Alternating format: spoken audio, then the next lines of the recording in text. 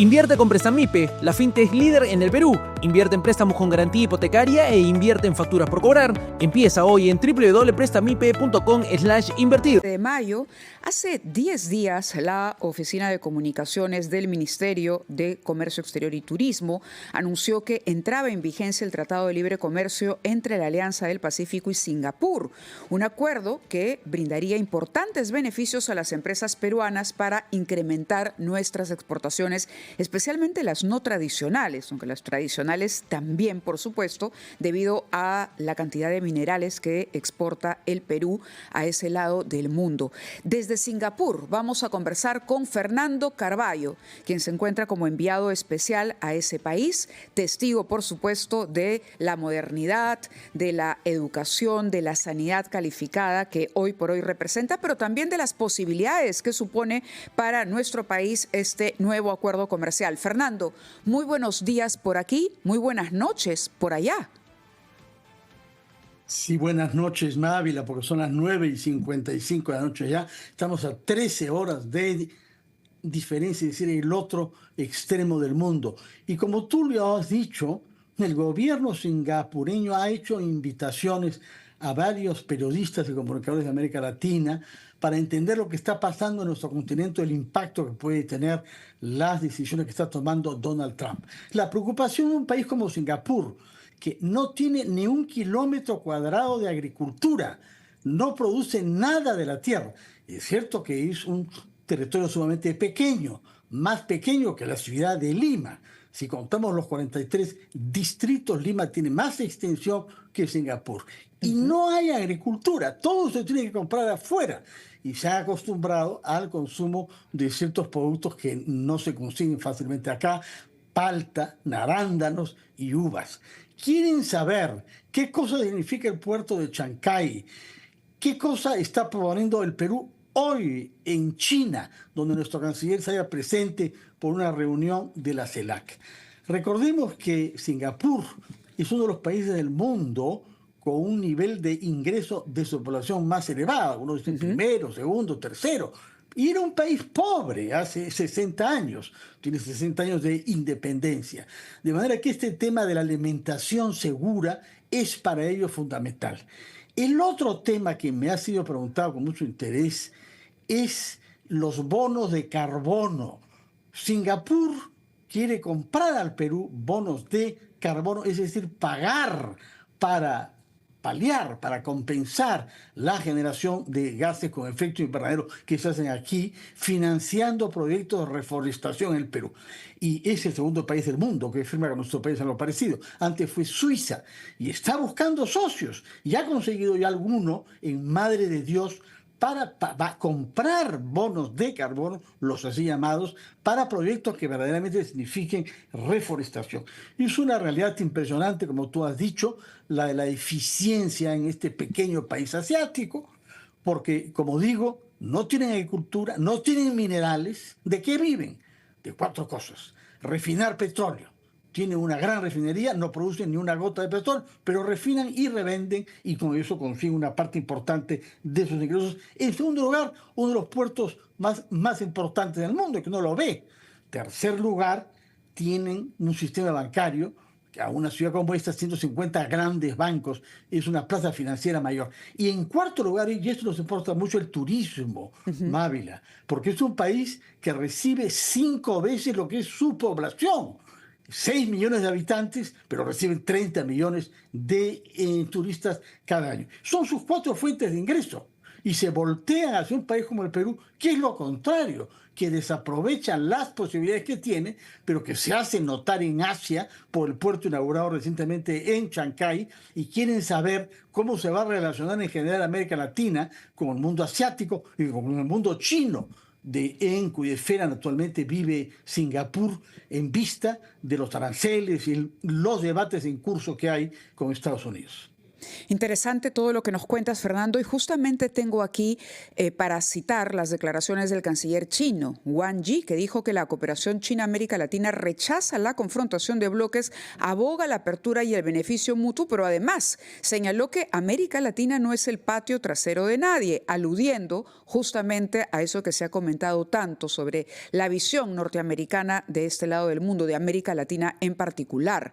Ahora, ¿de qué manera el Perú podría verse beneficiado estrechando lazos con un país como Singapur?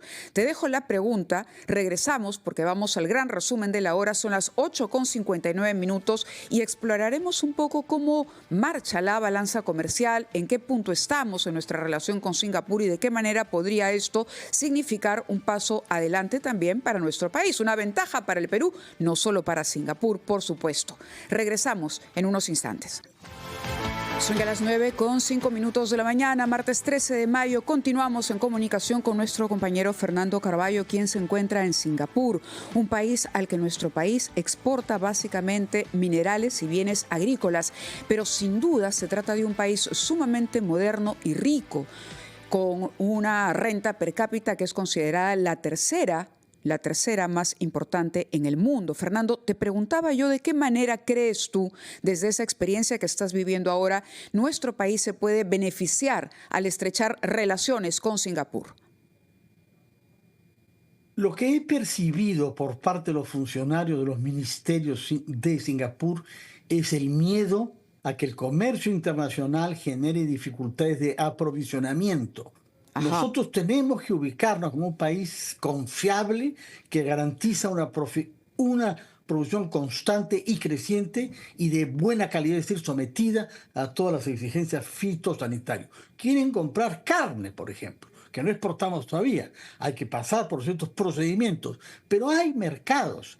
Y lo que se compra en Singapur ya se ha conocido en toda Asia, porque es la ciudad prestigiosa del sudeste asiático, por lo menos. Por eso, algo que no he podido contestar a nadie aquí, Mávila, y que me da vergüenza es qué pasa con los proyectos de irrigación que hay en el Perú. ¿Qué pasa con Olmos, Chinecas, Chavimochic, Majesihuas? Un país que no tiene ni una hectárea de agricultura ve con sorpresa, si no con locura, que desaprovechemos nuestra capacidad de que el agua de la sierra llegue a la costa y pueda multiplicar nuestra producción agropecuaria. ¿Por qué no se hace? Si nosotros produjéramos mucho más, podríamos exportar mucho más a países como este. Y repito, es un país pequeño de 6 millones de habitantes, pero está rodeado por Indonesia, que tiene 300 millones, por la India, que tiene más de 1.400 millones, y por la China. Lo que llega acá termina por ser consumido en todo el sudeste asiático y lo que nos conviene es fortalecer relaciones con países como Singapur, confiable y democrático, que ha querido y ha firmado un tratado de libre comercio con nosotros como unidad, pero también como unidad regional, y que lo que está esperando es que produzcamos más. Y para eso, en el caso de la agricultura, lo indispensable es naturalmente el agua. Pero los 4 grandes proyectos de irrigación del Perú, de una manera u otra, se hayan paralizados o problematizados, Mávila. Y eso no lo entienden ellos y no lo puedo explicar yo. No, bueno, no lo puede explicar nadie, Fernando. Hemos abordado el tema en varias ocasiones aquí en Ampliación de Noticias y ciertamente tienes razón. Ahí hay un mercado importante. ¿Acaso Singapur, como tú decías, no es un mercado muy grande, pero irradia, es decir, nos abre la puerta? Estamos hablando del tercer mayor centro financiero y el segundo puerto que más mercancías mueve. Esa es la importancia. Ahora, desde el punto de vista de la tecnología, de la economía digital, ¿tú crees que también podríamos aprovechar este vínculo? Mira, en un primer momento, en los años 60, 70, Singapur apostó por un desarrollo de industrias tecnológicas modernas. Se dieron cuenta de que no podían competir, primero con el Japón, luego con Taiwán y otras potencias. Ellos se han desindustrializado. Ajá. Es el gran temor de Donald Trump, ¿no? Pero no por eso son menos ricos y menos productivos y generan menos empleo. Se han dado cuenta que lo suyo era dar servicios. financieros, repito, refinería, puerto y el turismo. Con estas 4 actividades están, como tú lo has dicho, entre los países de más alto nivel de vida. Y uno lo ve en las ciudades. Y uno lo ve cuando va a los restaurantes de los diversos sectores sociales, que los hay, mucho menos acentuadamente que en nuestro país, felizmente para ellos. Pero hay un nivel de ingreso promedio de $6.000. De manera que es una gente satisfecha y es un país que funciona bien, pese a que todo el mundo preveía que no era viable por su pequeñez, por su falta de agua, por su falta de tierras agrícolas y por su vecindad con países mucho más grandes. Han logrado lo que es imposible, hacer convivir comunidades étnicas, lingüistas y religiosas diferentes. Pueden estar peleadas afuera, pero aquí no. Los chinos, que son confucianos o que son taoístas, los malayos, que son musulmanes, y los indios del sur, que son budistas. Hay 10 religiones oficiales en este país y hay funciones que están repartidas. El himno nacional, por ejemplo, se canta en lengua malaya, porque la lengua oficial del país es el inglés. Pero las otras 3 importantes, chino mandarín, el tamil del sur de la India y el malayo, son hablados por las diversas comunidades. Y es notable visitar los barrios diferentes. Ojo, 80% de la población de este país vive en viviendas construidas por el Estado, viviendas sociales, cofinanciadas con modelos a los cuales deberíamos prestar atención por el déficit de vivienda y agua que sabemos que hay en el país. Por ejemplo, esas 80% de la población está distribuida en función de que no se concentre una única comunidad étnica en un barrio, sino que haya siempre diversidad. Hay un Estado que ha garantizado y ha logrado en el milagro que es Singapur. ese milagro, ¿cuál dirías tú ha sido el ingrediente fundamental para que se produzca ese milagro? Sobre todo cuando hablas de esas diferencias y sin embargo de un Estado que ha podido garantizar al mismo tiempo una sinergia. Yo diría que mucho ha jugado el papel del fundador de este Estado, Lee Yuan, contemporáneo de Fidel Castro, que quiso hacer una isla paradisíaca en el Caribe y que lo causó un infierno 66 años después. Y eso también es una isla. Y también fue el año 59 que se creó Singapur, el mismo año que Castro llega al poder. Y ha hecho por su isla lo que verdaderamente debería ser el sueño de todos: asegurar la educación, la salud y un nivel de vida a toda la población, que no hayan pobres en Mávila. ¿Cómo? Por lo que yo veo acá de particularidad, hay 2 criterios básicos. Uno, una inversión decidida desde el primer momento en educación. Acá educar bien a los hijos es una decisión religiosa y patriótica que cuenta naturalmente con la inversión del Estado. Y la segunda tarea importantísima que Lee Yuan realizó es la lucha contra la corrupción. Lo percibió desde el primer momento y al final de su larga vida, murió con más de 90 años, dijo que lo más doloroso para él había sido tener que castigar a algunos de sus amigos que se habían dejado llevar por la codicia estando en el Estado. No hay corrupción en este país, o es, en todo caso, uno de los países del mundo con un índice menor de eso. Lo que los economistas dicen, que la corrupción termina por impactar sobre el crecimiento económico, se verifica ampliamente acá.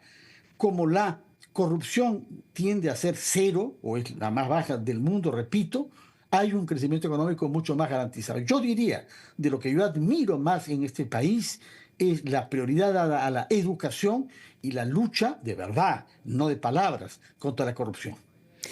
Interesante, Fernando, muy interesante lo que nos cuentas y 2 elementos claves que además deberíamos rescatar.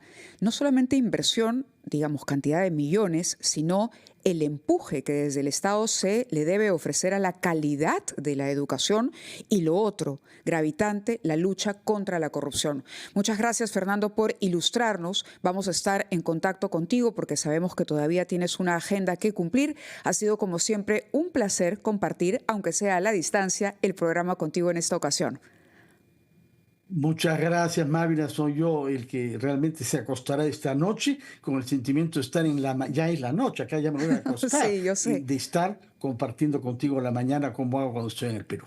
Pues vaya a descansar. Misión cumplida. Muchas gracias, Fer.